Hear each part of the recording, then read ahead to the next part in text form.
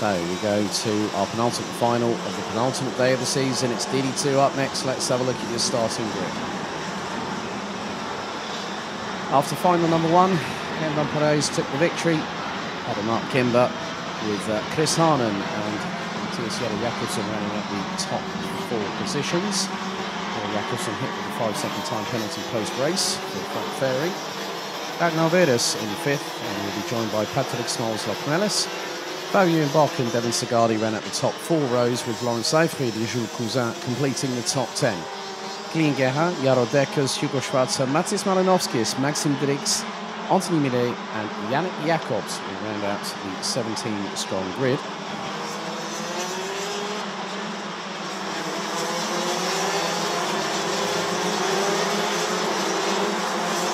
There's a technical non-compliance for Yannick Jacobs, which meant the German would be promptly excluded.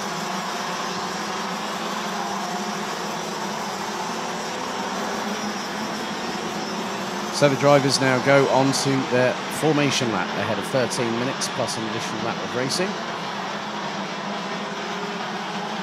After this we'll have 2 more races to go. The DD2 Masters final and then the last heat for junior Rotax. We have actually been informed that we will have no second chance heat tomorrow morning, so the top 36 from the ranking after heats, after all 3 heats have been confirmed and ratified for junior Rotax, the top 36 will go into the finals tomorrow. So racing action tomorrow morning will start a little bit later. It will be at 10:10 Central European summertime here at the Home of Champions, where we get the last race day of the 15th anniversary season of the BNL karting series, in 2022 underway, where it will be just 49 days until this year's Rotax Max Challenge Grand Finals in Portimao in Portugal.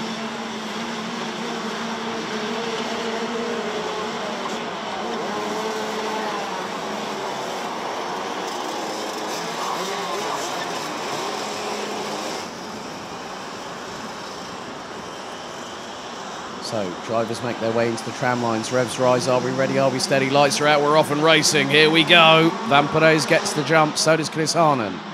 As the pair now go into first and second position. Jette Jakobsen trying to hang it around the outside of Kimber. They both use the runoff area. That compromises Ragnar Veres a little bit as Lockmelis from Latvia gets through. Fabian Bock not too far behind in the 4.51. It's Van Perez that leads the way. Harnan in second. Kimber in third place. They run down the Europlan for the first time of asking. Someone went a little bit sideways. Oh, that's a 10.5, and someone gets a bump and turned around, and there's one car involved was Matis Malinovskis again for the second race in succession. And the other one was the 4.16, Anthony Millet from France.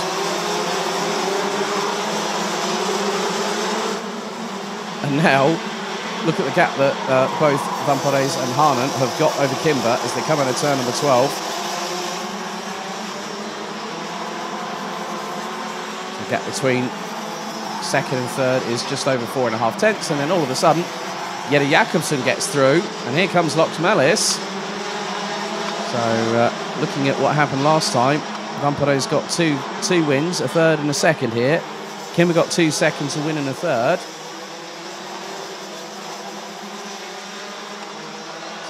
And now Lockmelis trying to go up through the inside of this year's Euro Trophy champion.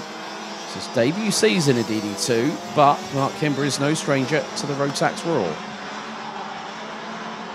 Won in seniors last year at the Grand Finals, and then also in 2016 won as a junior.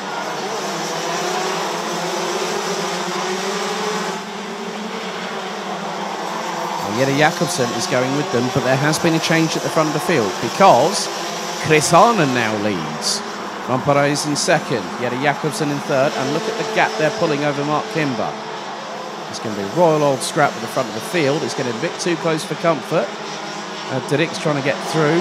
Malinovskis has ended up at the back end of the field after his contact with Anthony Millet, and I think it might have been Jaro Dekkers that was the third kart that got involved in that one.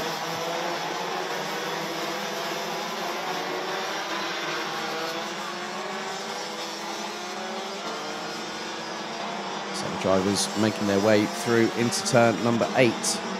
Leaders coming out of turn number 9 with Chris Harnan still leading.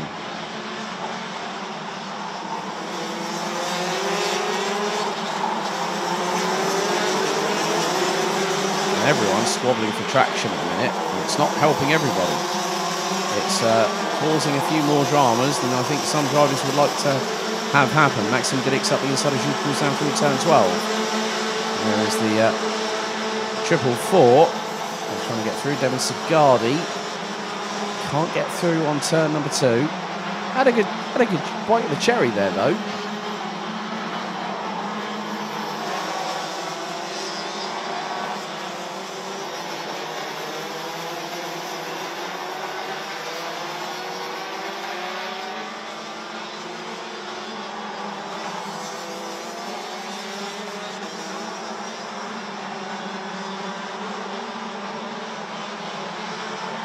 Sigardi again looking very, very closely to the inside of the hat.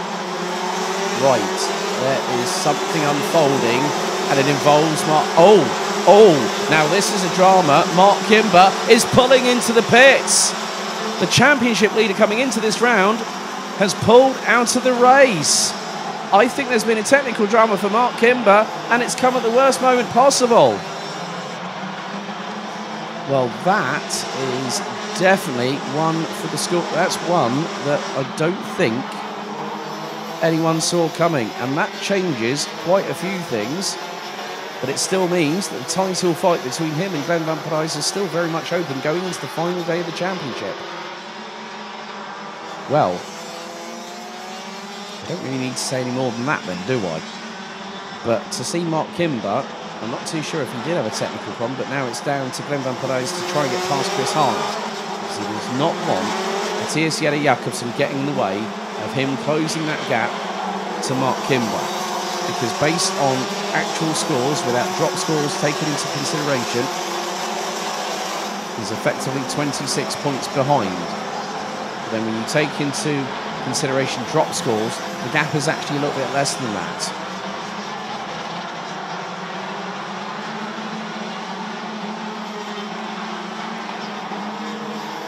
Van Parijs wants to make his mark on BNL Karting Series history.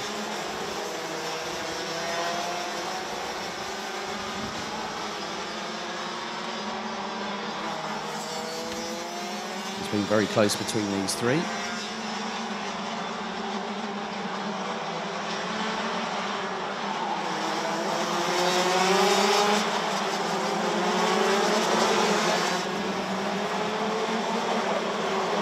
Now here comes the move that we've been waiting for. Glenn Van Parijs just bided his time, waited in the wings and decided, right, now's my chance. And he's got past. Now Chris Harnett, coming into this round, he's now put himself in the hunt for the top 5 in the championship standings. So, and especially with the fact of he's not placed in the top 3 that much this season. It's only this weekend where things have really come to the fore. So this can help him.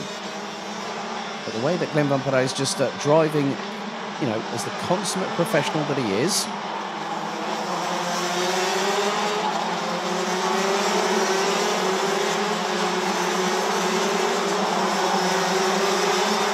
Mark Kimber out on lap number 3.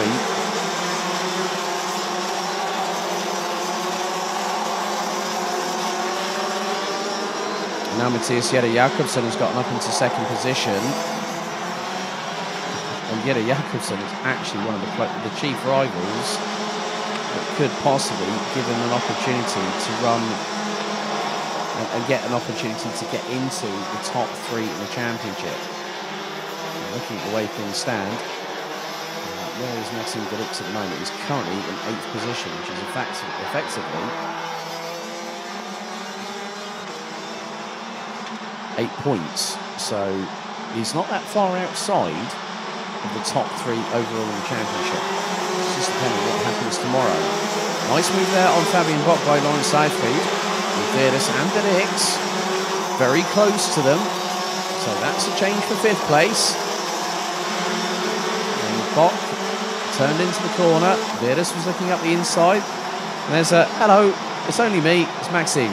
Hello Ragnar, how you doing? Not as infamous as Callum Bradshaw's wave on the start-finish race at Kart Masters this year. at PF International. Henry Baudet laughing his socks off. It's definitely one of the best karting moments I've ever seen.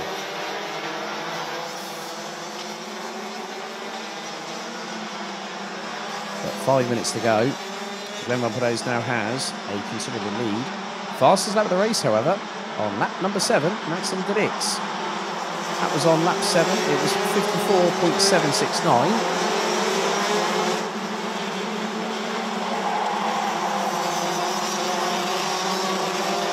He's got a chance to close on in those in front.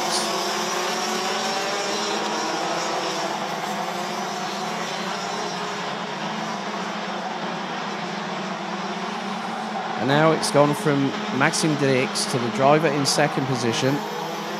Matthias Jette Jakobsen now into the 54.6s.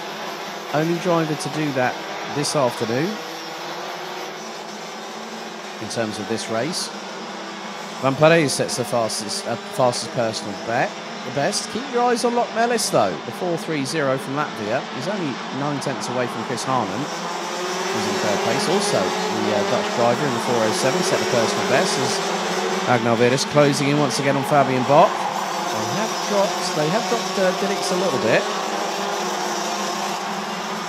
We've got Devin Sigardi not too far behind. 3 3/4 minutes still to go. And Van Perez still leading the way.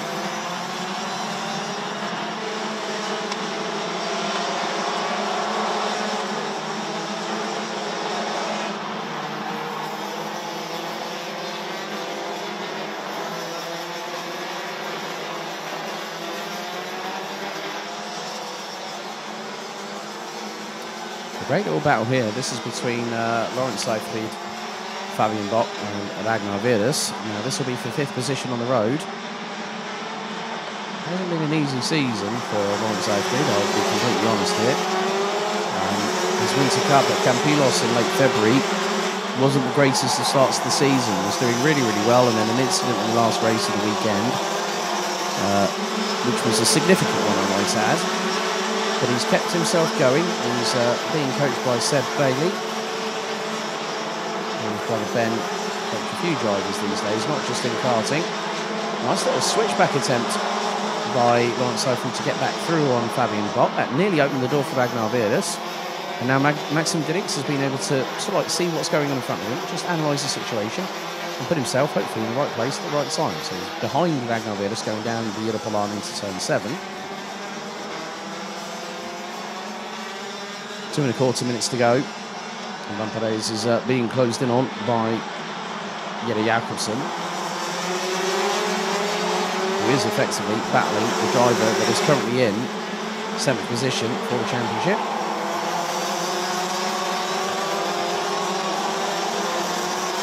Nice little move back up the inside. Oh, so it's a double. It was nearly a double switch back there. There's now Jette Jakobsen. Oh, he manages to get through on Van Perez. Harnon nearly got through too.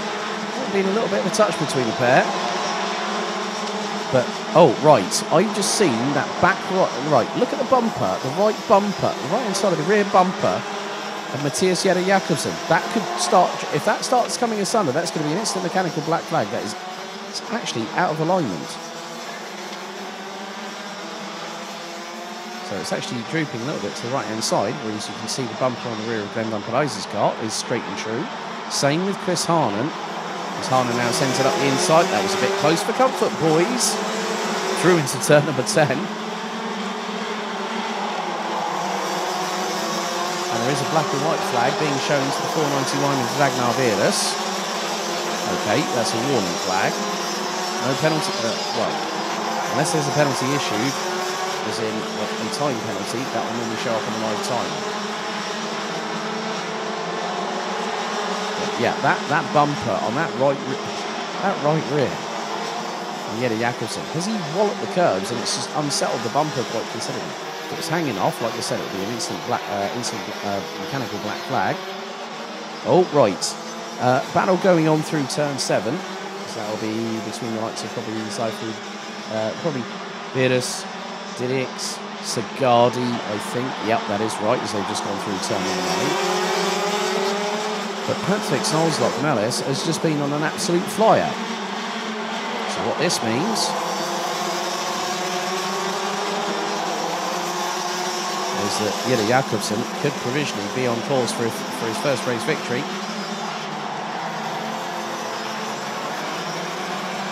Of the season. So he already picked up a second place finish in Marienborg back in early July.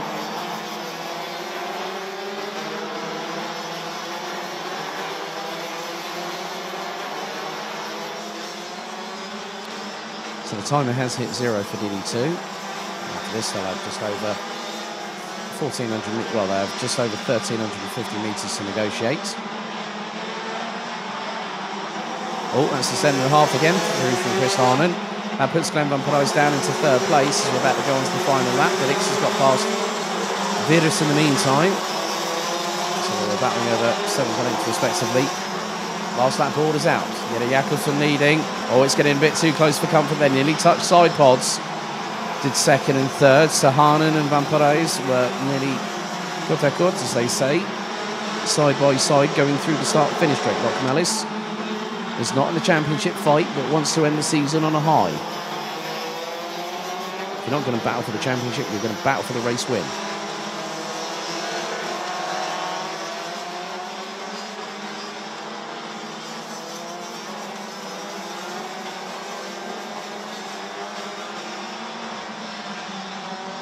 So the drivers make their way, top 4 make their way into turn 10 for the final time.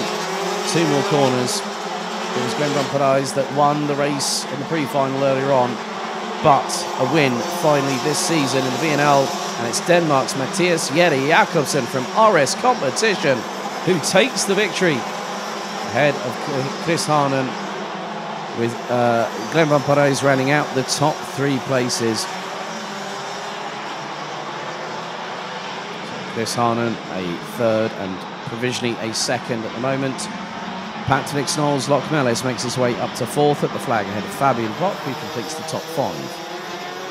6th is Lawrence Seyfried, in the battle between himself and Maxime Dix and Aguilar Vidas, who rounded out the top 8 places. Kevin Sagardi, Kilian Gerhard, Yannick Jacobs, Anthony Millet, Jules Cousin, Hugo Schwarzer, Jaro Dekkers, Matis Janovskis, who would get him for the second race in a row this weekend, has been involved in an incident, and he finished it in 16th place. The biggest news, Mark Kimber from Strawberry Racing, points leader coming into this round of the championship, retired on lap number 3.